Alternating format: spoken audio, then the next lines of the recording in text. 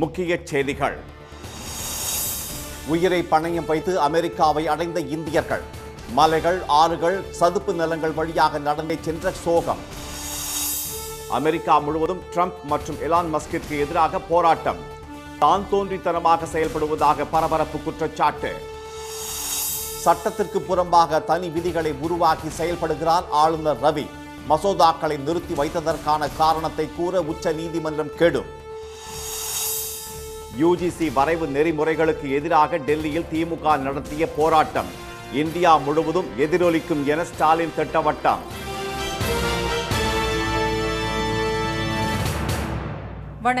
வணக்கம். இந்தியாவுக்கு நாடு கடத்தப்பட்டவர்கள் உயிரை பணயம் வைத்து ஆபத்தான பாதையில் நடந்தே அமெரிக்காவை அடைந்திருக்கும் அதிர்ச்சி தகவல்கள் வெளியாகியுள்ளன. அமெரிக்க அதிபராக டொனால்ட் ட்ரம்ப் பதவியேற்ற பிறகு அந்நாட்டில் சட்டவிரோதமாக தங்கியிருப்பவர்களை அங்கிருந்து வெளியேற்றி வருகிறார். அதன் ஒரு பகுதியாக இந்தியாவைச் சேர்ந்த 104 பேர் ராணுவ விமானம் மூலம் நேற்று முன்தினம் நாடு கடத்தப்பட்டனர். குற்றவாளிகள் போல கைகளில் விலங்கிட்டும் கால்கள் சங்கிலியால் பிணைக்கப்பட்டும் வெளியேற்றப்பட்ட செய்திகள் வெளியாகி பரபரப்பை ஏற்படுத்தின. இந்நிலையில் நாடு கடத்தப்பட்ட இந்தியர்கள் தொடர்பான வீடியோவை அமெரிக்க எல்லை பாதுகாப்பு படை தலைவர் மைக்கேல் டபிள்யூ பேங்க்ஸ் வெளியிட்டிருப்பது இந்தியர்கள் மத்தியில் அதிர்ச்சியை ஏற்படுத்தியுள்ளது. இதற்கிடையே இந்தியாவில் இருந்து சட்டவிரோதமாக அமெரிக்கா சென்றவர்கள் உயிருக்கே ஆபத்தான பாதையில் பயணித்திருப்பது அம்பலமாகியுள்ளது. டெல்லியில் இருந்து கத்தார் வழியாக பிரேசில் பயணித்த அவர்கள் பெரு வழியாக கொலம்பியா பனாமா எல்லையில் உள்ள டாரியன் கேப் என்கிற சதுப்பு நில காட்டில் 97 கிலோமீட்டர் பயணித்துள்ளனர். செங்குத்தான மலைகள், சேரும் சகதியுமான சதுப்பு நிலம், ஆங்காங்கே குறுக்கிடும் காட்டாறுகள், வனவிலங்குகள், கொட்டும் மழை, மாறுபடும் தட்பவெப்பம், ஆயுதங்களுடன் மறைந்திருக்கும் வழிப்பறி கொள்ளையர்கள் என்று திரும்பிய பக்கமெல்லாம் ஆபத்து மட்டுமே நிறைந்திருக்கும் அந்த பாதைதான் சட்டவிரோதமாக அமெரிக்காவுக்குள் நுழைய முற்படுபவர்களுக்கு ஆஸ்தான நுழைவு வாயில். இந்த பாதை வழியாக மத்திய அமெரிக்க நாடுகளான பனாமா, கோஸ்டாரிக்கா, எல் சால்வடார் நாடுகளுக்கு சென்று அங்கிருந்து மெக்சிகோ சென்று பின்னர் கடல் மார்க்கமாக அமெரிக்காவுக்குள் நுழையலாம். அந்த வழியாக செல்லும் இந்தியர்கள் இதனை டாங்கி ரூட் என்று அழைக்கிறார்கள். இந்த பாதையில் வழிகாட்டுவதற்காக பல $1000 கட்டணமாக பெற்றுக்கொள்ளும் உள்ளூர் சட்டவிரோத கும்பல் பயணத்தின் போது உடல்நலக் குறைவு, காயம் ஏற்பட்டால் அந்த நபரை அந்த இடத்திலேயே கைவிட்டு செல்வதால் வழிநெடுகிலும் பலியானவர்களின் உடல்கள் காணப்படுவதாக தகவல்கள் வெளியாகியுள்ளன. இந்தியாவுக்கு திருப்பி அனுப்பப்பட்ட பின்னர் பஞ்சாப் மாநிலம் அமிர்தசரஸில் இது குறித்து செய்தியாளர்களிடம் பேசிய தக்லி கிராமத்தைச் சேர்ந்த ஹர்வீந்தர் சிங், அமெரிக்கா செல்வதற்காக பஞ்சாபில் உள்ள தங்கள் வீடு, மனைகளை விற்று 50 லட்சம் ரூபாய் வரை ஏஜென்ட்டுகளுக்கு பணம் கொடுத்ததாகவும், ஆனால் விசா கிடைக்காததால் டெல்லியில் இருந்து கத்தார் வழியாக பிரேசில் சென்றதாகவும், அங்கிருந்து பெரு வழியாக மலைப்பகுதிகள் வழியாக நடந்தே மெக்சிகோ சென்றதாகவும் கூறினார். அப்போது தன்னுடன் வந்த ஒருவர் மலைப்பகுதியில் உயிரிழந்ததாக கூறினார். மெக்சிகோவில் இருந்து அமெரிக்காவுக்கு சிறிய படகில் ஏற்றி சென்ற போது படகு கவிழ்ந்து மேலும் ஒருவர் உயிரிழந்ததாகவும், ஆனால் மெக்சிகோவில் கைது செய்யப்பட்டு 15 நாட்கள் இருட்டறையில் தாம் இருந்ததாகவும் அவர் தெரிவித்தார். அமெரிக்கா முழுவதும் அதிபர் டொனால்ட் ட்ரம்ப் மற்றும் தொழிலதிபர் எலான் மஸ்கிற்கு எதிரான போராட்டங்களில் அமெரிக்கர்கள் குதித்திருப்பது பரபரப்பை ஏற்படுத்தியுள்ளது. ட்ரம்ப் 2வது முறையாக பதவியேற்றதில் இருந்து அதிரடியான அறிவிப்புகளை வெளியிட்டு வருகிறார். குடியேற்ற சட்டம், காசாவில் இருந்து பாலஸ்தீனியர்களை இடமாற்றும் திட்டம், பனாமா கால்வாய் அபகரிப்பு திட்டம், கனடாவை 51வது மாநிலமாக சேர்ப்பது என அடுத்தடுத்த நடவடிக்கைகள் உலக அளவில் அதிர்வலைகளை ஏற்படுத்தியுள்ளது. தொடர்ந்து பல்வேறு நாடுகளில் செயல்படுத்தப்பட்டு வரும் சமூக நலத்திட்டங்களுக்கு அமெரிக்கா வழங்கி வரும் நிதியை ரத்து செய்வதாகவும் ட்ரம்ப் அறிவிப்பு வெளியிட்டார். ட்ரம்பின் இந்த நடவடிக்கைக்கு உள்நாட்டிலும் எதிர்ப்பு கிளம்பியுள்ளது. ஒரே நாளில் 50 மாகாணங்களில் 50 போராட்டம் என 5501 என்ற ஹேஷ்டாக்குகளின் கீழ் இணையதளம் வழியாக ஒருங்கிணைக்கப்பட்ட போராட்டங்கள் நடந்தன. டெக்சாஸின் ஆஸ்டின் நகர மையத்தில் மக்கள் ஊர்வலமாகவும், அட்லாண்டாவில் ஆர்ப்பாட்டக்காரர்கள் 100ஆண்டு ஒலிம்பிக் பூங்கா முன்பு கூடி ஆர்ப்பாட்டத்தில் ஈடுபட்டனர். Minnesota, California, Texas, Mexican, Indiana உள்ளிட்ட மாகாணங்களை தொடர்ந்து தலைநகர் வாஷிங்டனில் கேபிட்டோல் கட்டடத்தின் முன்பும் ட்ரம்ப் எதிர்ப்பாளர்கள் போராட்டத்தில் ஈடுபட்டனர். சர்வதேச வளர்ச்சிக்கான நிதி உதவி வழங்கும் அமெரிக்க நிறுவனத்தை ட்ரம்ப் நிர்வாகம் அழித்துவிட்டதாக அவர்கள் முழக்கமிட்டனர். ட்ரம்பை தகுதி நீக்கம் செய்ய வேண்டும் என்றும், தொழிலதிபர் எலான் மஸ்கிற்கு அதிக அதிகாரம் அளித்து தான் தோன்றித்தனமாக செயல்பட அனுமதித்து விட்டதாகவும் போராட்டக்காரர்கள் கண்டனம் தெரிவித்தனர். எலான் மஸ்கை நாடு கடத்த வேண்டும் என்ற வாசகங்கள் அடங்கிய பதாகைகளை அவர்கள் கைகளில் ஏந்தி இருந்தனர்.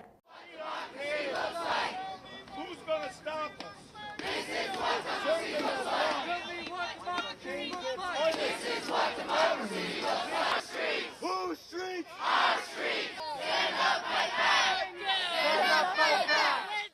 ட்ரம்பால் தன்னிச்சையாக நியமனம் செய்யப்பட்ட எலான் மஸ்க் என்ற தனிநபர் அமெரிக்க அரசு நிர்வாகத்தையே கட்டுப்படுத்துவதாகவும் அமெரிக்க அரசாங்கத்தின் மிகப்பெரிய குத்தகைதாரராக செயல்படுவதாகவும் அவர்கள் விமர்சித்தனர். இதனிடையே அமெரிக்காவில் குடியேறும் மக்களுக்கு பிறந்த குழந்தைகளுக்கு பிறப்பால் கிடைக்கும் குடியுரிமையை ரத்து செய்து ட்ரம்ப் உத்தரவிட்டதை எதிர்த்து பல்வேறு தரப்பிலும் வழக்கு தொடரப்பட்டிருந்தது. இந்த வழக்கை விசாரித்த அமெரிக்காவின் மேரிலாந்து மாவட்ட நீதிபதி டெபோரா போர்ட்மேன் பல தலைமுறைகளாக நடைமுறையில் இருக்கும் இந்த 14வது சட்ட திருத்தத்தை மாற்ற அனுமதிக்க முடியாது என்று தீர்ப்பளித்ததுடன் ட்ரம்ப் அரசின் உத்தரவை செயல்படுத்தக்கூடாது என தீர்ப்பளித்துள்ளார். ட்ரம்பின் உத்தரவை ரத்து செய்ய வேண்டும் என வாஷிங்டன் நீதிமன்றம் ஏற்கனவே உத்தரவிட்டுள்ளது. தமிழ்நாடு ஆளுநர் திரு RN ரவி தனக்கென தனி விதிகளை உருவாக்கி கொண்டு செயல்படுவதாக உச்ச நீதிமன்றம் கண்டனம் தெரிவித்துள்ளது. பல்கலைக்கழக துணைவேந்தர்கள் நியமனம் உள்ளிட்ட மசோதாக்களுக்கு ஒப்புதல் வழங்காதது உள்ளிட்ட ஆளுநர் திரு ரவியின் நடவடிக்கைகளுக்கு எதிராக தமிழ்நாடு அரசு உச்ச நீதிமன்றத்தில் தொடர்ந்த வழக்கு நீதிபதிகள் திரு JP பர்த்திவாலா, திரு R மகாதேவன் ஆகியோர் முன்பு 2ஆம் நாளாக நேற்று விசாரணைக்கு வந்தது. அப்போது வாதிட்ட தமிழ்நாடு அரசு தரப்பு வழக்கறிஞர் திரு ராகேஷ் திவேதி, சட்டப்பேரவையில் 2வது முறையாக நிறைவேற்றிய மசோதா மீது முடிவெடுக்காமல் ஆளுநர் கிடப்பில் போட முடியாது என்றும் ஒரு மசோதாவை திரும்ப அனுப்பும்போது அதற்கான காரணத்தை ஆளுநர் தெரிவிக்க வேண்டும் என்று கூறினார். மசோதா ஒப்புதல் தொடர்பாக தமிழ்நாடு அரசு தொடர்ந்த வழக்கில் ஆளுநர் முடிவெடுக்குமாறு உச்ச நீதிமன்றம் 2023ஆம் ஆண்டு நவம்பர் 10ஆம் தேதி உத்தரவிட்டதாகவும், ஆனால் அதனை புறந்தள்ளி குடியரசுத் தலைவருக்கு மசோதாவை ஆளுநர் அனுப்பிவிட்டதால் கடுமையான உத்தரவு பிறப்பிக்க வேண்டும் என்றும் கேட்டுக்கொண்டார். அடுத்து வாதிட்ட தமிழ்நாடு அரசு தரப்பு மற்றொரு வழக்கறிஞர் திரு முகில் ரோத்தகி, மாநில அமைச்சரவை முடிவுக்கு மாறாக தன்னிச்சையாக ஆளுநர் முடிவெடுக்க முடியாது என்றும், குடியரசுத் தலைவர் ஒப்புதலுக்கு மசோதா அனுப்பப்பட்டால் மத்திய அமைச்சரவையின் ஆலோசனைப்படிதான் குடியரசுத் தலைவரே செயல்பட முடியும் என்றும் சுட்டிக்காட்டினார். மசோதாக்களை குடியரசுத் தலைவருக்கு அனுப்பியது சட்டவிரோதம் என்றும், மசோதாக்களை தாமதம் செய்வது ஜனநாயக விரோத செயல் என்றும் அவர் கூறினார். அப்போது குறுக்கிட்ட நீதிபதிகள், தமிழ்நாடு ஆளுநர் திரு RN ரவி தனக்கென தனி விதிகளை உருவாக்கி கொண்டு செயல்படுவதாகவும், மசோதாக்களுக்கு ஒப்புதல் வழங்காமல் நிறுத்தி வைப்பதன் மூலம் அரசியலமைப்பு விதிகளை மாற்றியமைக்க முனைவதாகவும் தெரிவித்தனர். மசோதாக்களுக்கு ஆளுநர்கள் உடனடியாக ஒப்புதல் வழங்க வேண்டும் என பஞ்சாப் அரசு தொடர்ந்த வழக்கில் கடந்த 2023ஆம் ஆண்டே உச்ச நீதிமன்றம் உத்தரவு பிறப்பித்தும் அதனை பின்பற்றாதது ஏன் என நீதிபதிகள் கேள்வி எழுப்பினர். மசோதாக்கள் மீது காலவரையின்றி முடிவெடுக்காமல் இருந்து அரசியலமைப்பு சட்டத்தின் 200வது விதியை தமிழக ஆளுநர் தேவையற்றதாகிவிட்டதாக நீதிபதிகள் குறிப்பிட்டனர்.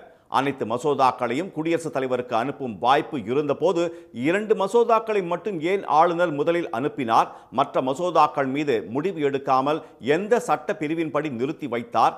அரசியல் சாசனம் 200 அல்லாமல் வேறு ஏதேனும் விதிமுறை உள்ளதா என அடுக்கடுக்காக நீதிபதிகள் கேள்வி எழுப்பினர். 10 மசோதாக்கள் நிறுத்தி வைத்ததற்கு என்ன காரணம் என்பதை இன்று விளக்க வேண்டும் என ஆளுநர் தரப்புக்கு கெடு விதித்த நீதிபதிகள் விசாரணையை இன்றைக்கு ஒத்திவைத்தனர். UGC புதிய வரைவு நெறிமுறைகளுக்கு எதிராக டெல்லியில் ஒலித்த குரல் இந்தியா முழுவதும் எதிரொலிக்கும் என்று முதலமைச்சர் திரு மு க ஸ்டாலின் தெரிவித்துள்ளார். தலைநகர் டெல்லியில் திமுக மாணவர் அணி சார்பில் UGC புதிய வரைவு நெறிமுறைகளுக்கு எதிராக நேற்று ஆர்ப்பாட்டம் நடைபெற்றது. இதில் மக்களவை எதிர்க்கட்சித் தலைவர் திரு ராகுல் காந்தி, சமாஜ்வாதி கட்சித் தலைவர் திரு அகிலேஷ் யாதவ் உள்ளிட்ட இந்தியா கூட்டணி கட்சி தலைவர்களும் MPக்களும் கலந்து கொண்டு ஆதரவு தெரிவித்தனர். இந்நிலையில் முதலமைச்சர் திரு ஸ்டாலின் வெளியிட்டுள்ள எக்ஸ் தள பதிவில் போராட்டத்தில் கலந்து கொண்ட தலைவர்களுக்கு நன்றி தெரிவித்துள்ளார். UGC புதிய வரைவு நெறிமுறைகளுக்கு எதிராக டெல்லியில் திமுக மாணவர் அணி நடத்திய ஆர்ப்பாட்டத்தில் கலந்து கொண்டு மாணவர்களின் குரல்களை வலுப்படுத்திய திரு ராகுல் காந்தி, திரு அகிலேஷ் யாதவ் உள்ளிட்ட இந்தியா கூட்டணி கட்சி MPக்களுக்கு நன்றி என அவர் கூறியுள்ளார். தனிப்பட்ட அடையாளத்தை திணிப்பதற்காக பல்வேறு வரலாறுகள், மரபுகள் மற்றும் மொழிகளை அழிப்பதுதான் RSS மற்றும் பாஜகவின் அஜெண்டா என்பது தெளிவாக தெரிவதாகவும் திரு ஸ்டாலின் தெரிவித்துள்ளார். திரு ராகுல் காந்தி சொன்னது போல் UGC வரைவு வெறும் கல்விக்கு எதிரான நடவடிக்கை மட்டுமல்ல, தமிழ்நாட்டின் வளமான பாரம்பரியத்தின் மீதான தாக்குதலாகவும் உள்ளது என்று அவர் கூறியுள்ளார். நீட் தேர்வு தொடங்கி CAA, வேளாண் சட்டங்கள் வரை நமது அரசியலமைப்பு மற்றும் பன்முகத்தன்மையை நிலைநிறுத்துவதற்கான ஒவ்வொரு போராட்டத்திற்கும் திமுக தலைமை தாங்கியுள்ளது என்றும், டெல்லியில் ஒலித்த குரல் இந்தியா முழுவதும் எதிரொலிக்கும் என்றும் திரு ஸ்டாலின் தெரிவித்துள்ளார். இந்தியர்களின் கை கால்களை விலங்கிட ஏன் அனுமதித்தீர்கள் என இந்தியா கூட்டணி கட்சி தலைவர்கள் மத்திய அரசுக்கு கண்டனம் தெரிவித்துள்ளனர். இந்தியர்களை நாடு கடத்தி வரும் அமெரிக்கா அவர்களை குற்றவாளிகள் போல கை விலங்கிட்டும் கால்களை சங்கிலியால் இணைத்தும் அனுப்பியது. இந்த விவகாரத்தை நாடாளுமன்றத்தில் எழுப்பி எதிர்க்கட்சியினர் கடும் அமளியில் ஈடுபட்டனர். பின்னர் நாடாளுமன்ற வளாகத்தில் எதிர்க்கட்சி எம்பிக்கள் கண்டன ஆர்ப்பாட்டத்தில் ஈடுபட்டனர். இதில் மக்களவை எதிர்க்கட்சி தலைவர் திரு ராகுல் காந்தி, திருமதி பிரியங்கா காந்தி, திரு அகிலேஷ் யாதவ் உள்ளிட்ட தலைவர்கள் கலந்து கொண்டனர். அப்போது பேசிய திருமதி பிரியங்கா காந்தி, பிரதமர் திரு மோடியும் அமெரிக்க அதிபர் டொனால்ட் ட்ரம்பும் நல்ல நண்பர்கள் என்று கூறும்போது இவ்வாறு நடக்க பிரதமர் அனுமதித்தது ஏன் என்று வினவினார். இந்தியர்களை திரும்ப அழைத்து வர நமது சொந்த விமானத்தை அனுப்ப முடியாதா என்றும், மனிதர்களை இப்படித்தான் நடத்துவார்களா என்றும் அவர் சரமாரி கேள்வி எழுப்பினார். मैं ये कहूँगी कि बहुत बातें की गई कि मोदी जी ट्रंप जी बहुत अच्छे मित्र हैं और मोदी जी ने ऐसे क्यों होने दिया? क्या हम अपना जहाज नहीं भेज सकते थे उनको लेने के लिए? इस तरह से क्या इंसानों के साथ बर्ताव किया जाता है कि उनको हथकड़ियाँ पहना के, बेड़ियाँ पहना के? प्रधानमंत्री जी को जवाब देना चाहिए. ये कोई तरीका है क्या? பின்னர் பேசிய திரு அகிலேஷ் யாதவ், இந்தியாவை விஸ்வகுருவாக ஆக்கும் கனவை காட்டியவர்கள் இப்போது என்ன செய்து கொண்டிருக்கிறார்கள் என்றும், தற்போது அவர்கள் மௌனம் காப்பது ஏன் என்றும் கேள்வி எழுப்பினார். இந்திய குடிமக்கள் மனிதாபிமானமற்ற முறையில் கைகளில் விலங்கிடப்பட்டு அடிமைகளைப் போல நாடு கடத்தப்பட்டிருக்கிறார்கள் என்று அவர் குற்றம் சாட்டினார். भारत देश को विश्व गुरु बनाने के वो आज मौन क्यों हैं? सवाल सिर्फ ये नहीं कि अमेरिका से हालात के मारे भारतीयों को दासों की तरह बेड़ियों में जकड़कर अमानवीय परिस्थितियों में भारत भेजा गया. सोचिए आप, क्या सपना दिखाया रहा कि भारत विश्व गुरु बनने जा रहा है, और जो विश्व गुरु बना रहे थे वो आज सब मौन हैं. हमारा विदेश मंत्रालय क्या कर रहा था और क्या कर रहा है आज?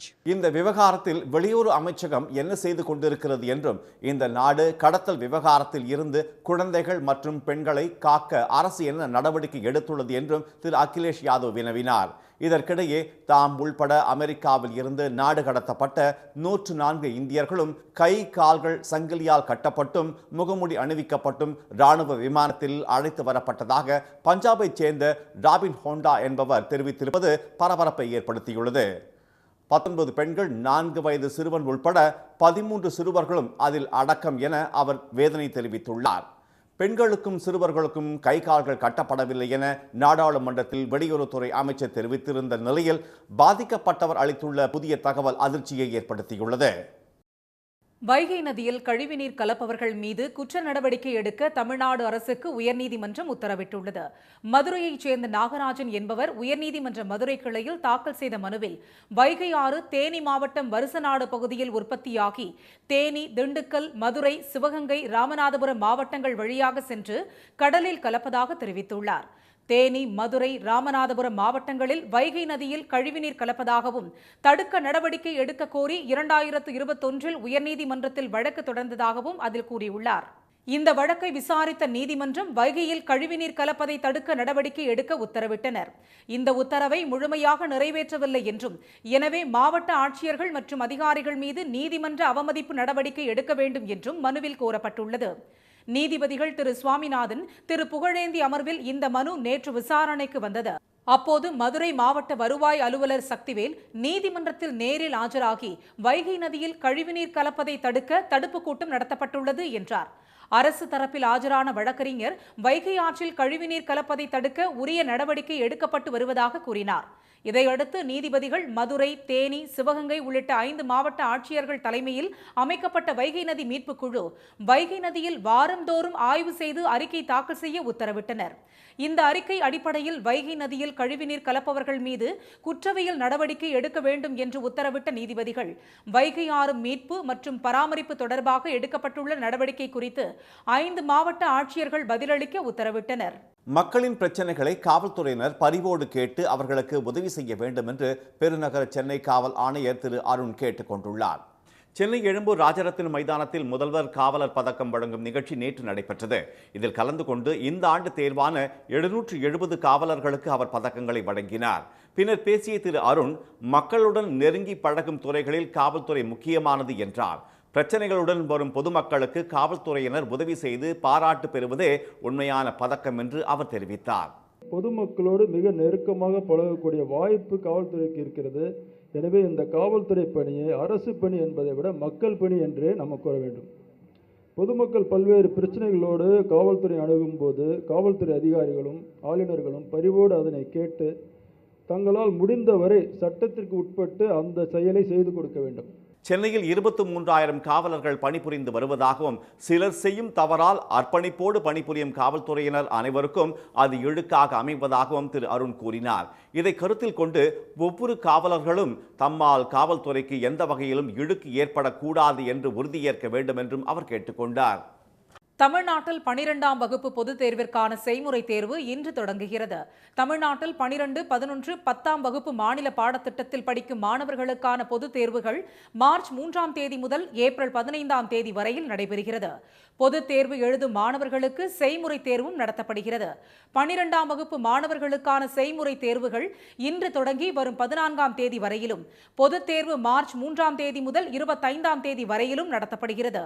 அவர்களின் விடைத்தாள் திருத்தப்பட்டு மே மாதம் 9ஆம் தேதி தேர்வு முடிவுகள் வெளியிட திட்டமிடப்பட்டுள்ளது. அதேபோல 11ஆம் வகுப்பு மாணவர்களுக்கு செய்முறை தேர்வு இந்த மாதம் 15ஆம் தேதி முதல் வரும் 21ஆம் தேதி வரையிலும், பொதுத் தேர்வு மார்ச் 5ஆம் தேதி முதல் 27ஆம் தேதி வரையிலும் நடத்தப்பட்டு மே 19ஆம் தேதி முடிவுகள் வெளியிடப்பட உள்ளது. 10ஆம் வகுப்பு படிக்கும் மாணவர்களுக்கான அறிவியல் பாடத்திட்டத்திற்கான செய்முறை தேர்வுகள் இந்த மாதம் 22ஆம் தேதி முதல் 28ஆம் தேதி வரையிலும், பொதுத் தேர்வு மார்ச் 28ஆம் தேதி முதல் ஏப்ரல் 15ஆம் தேதி வரையிலும் நடத்தப்படுகிறது. இவர்களுக்கான தேர்வு முடிவுகளும் மே 19ஆம் தேதி வெளியிடப்பட உள்ளது. பொதுத் தேர்வினை சுமார் 25 லட்சத்திற்கும் மேற்பட்ட மாணவர்கள் எழுதுவார்கள் என எதிர்பார்க்கப்படுகிறது. பாலஸ்தீன மக்களை வெளியேற்றிவிட்டு காசாவை அமெரிக்கா கையகப்படுத்தும் என்ற அதிபர் டிரம்பின் கருத்துக்கு ஜெர்மனி கடும் கண்டனம் தெரிவித்துள்ளது. அமெரிக்க அதிபராக பதவியேற்றது முதல் பல்வேறு அதிரடி அறிவிப்புகளை வெளியிட்டு வரும் டிரம்ப் கனடாவை அமெரிக்காவின் 51வது மாகாணமாக சேர்க்கப் போவதாக கூறியது பெரும் அதிர்ச்சியை ஏற்படுத்தியது. இதேபோல் டென்மார்க் நாட்டுக்கு சொந்தமான கிரீன்லாந்து தீவை விலைக்கு வாங்கப் போவதாக கூறிய அவர் பனாமா வசமுள்ள பனாமா கால்வாயை அமெரிக்கா தனது கட்டுப்பாட்டில் எடுக்கும் என்றும் கூறி திகைக்க வைத்தார். இந்நிலையில் பாலஸ்தீன மக்களை ஜோர்டான், எகிப்து போன்ற நாடுகளுக்கு அனுப்பிவிட்டு காசாவை அமெரிக்கா சொந்தமாக்கிக் கொள்ளும் என்று இஸ்ரேல் பிரதமர் பெஞ்சமின் நெதன்யாகு முன்னிலையில் நேற்று முன்தினம் ட்ரம்ப் அறிவித்தது உலக நாடுகளிடையே அதிர்ச்சியை ஏற்படுத்தியது. ட்ரம்பின் இந்த கருத்துக்கு ரஷ்யா, சீனா, பிரான்ஸ், சவுதி அரேபியா, துருக்கி, எகிப்து ஆகிய நாடுகள் ஏற்கனவே எதிர்ப்பு தெரிவித்துள்ள நிலையில் ஜெர்மனியும் அமெரிக்காவுக்கு கடும் கண்டனம் தெரிவித்துள்ளது. பாலஸ்தீன மக்களை அவமதிக்கும் வகையில் சர்வதேச சட்டத்தை மீறும் வகையிலான எந்த நடவடிக்கையையும் ஏற்க முடியாது என்று ஜெர்மனி அதிபர் பிராங்க் வால்டர் ஸ்டைன்மீர் தெரிவித்துள்ளார். ட்ரம்பின் திட்டம் ஏமாற்றம் அளிப்பதாகவும் கவலையையும் கோபத்தையும் ஏற்படுத்துவதாகவும் அவர் விமர்சித்துள்ளார். இஸ்ரேல் பாலஸ்தீன பிரச்சனையில் ஆக்கப்பூர்வமான முறையில் தீர்வு காணப்பட வேண்டும் என்பதே ஜெர்மனியின் நிலைப்பாடு என்றும் அந்நாட்டு அதிபர் பிராங்க் வால்டர் திட்டவட்டமாக தெரிவித்துள்ளார். தமிழ்நாட்டில் அடுத்த 6 நாட்களுக்கு வறண்ட வானிலையே நிலவும் என்று சென்னை வானிலை ஆய்வு மையம் தெரிவித்துள்ளது. மாநிலம் முழுவதும் காலை நேரங்களில் பனிமூட்டம் நிலவி வரும் நிலையில் தமிழ்நாடு, புதுச்சேரி, காரைக்கால் பகுதிகளில் இன்று முதல் அடுத்து வரும் 12ஆம் தேதி வரை வறண்ட வானிலையே நிலவும் என்று வானிலை ஆய்வு மையம் கூறியுள்ளது. வழக்கத்தை விட 2 முதல் 3 டிகிரி செல்சியஸ் வெப்பம் அதிகரிக்கக்கூடும் என்றும் காலையில் லேசான பனிப்பொழிவு இருக்கும் என்றும் ஆய்வு மையம் தெரிவித்துள்ளது. சென்னை மற்றும் புறநகர் பகுதிகளில் காலையில் பனிமூட்டம் நிலவும் என்றும் வானிலை ஆய்வு மையம் அறிவித்துள்ளது. மீண்டும் முக்கிய செய்திகள். இந்தியாவிற்கு நாடு கடத்தப்பட்டவர்கள் உயிரை பணயம் வைத்து ஆபத்தான பாதையில் நடந்தே அமெரிக்காவை அடைந்திருக்கும் அதிர்ச்சி தகவல் வெளியாகியுள்ளன. தமிழ்நாடு ஆளுநர் ரவி தனக்கென தனி விதிகளை உருவாக்கி கொண்டு செயல்படுவதாக உச்சநீதிமன்றம் கண்டனம் தெரிவித்துள்ளது. யுஜிசி புதிய வரைவு நெறிமுறைகளுக்கு எதிராக டெல்லியில் ஒலித்த குரல் இந்தியா முழுவதும் எதிரொலிக்கும் என்று முதலமைச்சர் ஸ்டாலின் தெரிவித்துள்ளார். இத்துடன் இந்த செய்திகள் நிறைவடைகின்றன. மீண்டும் சன் டிவியில் செய்திகள் மாலை 6 மணிக்கு. செய்திகளை உடனுக்குடன் தெரிந்து கொள்ள QR கோடை ஸ்கேன் செய்து சன் நியூஸ் வாட்ஸ்அப் சேனலில் இணைந்திருங்கள். வணக்கம். வணக்கம்.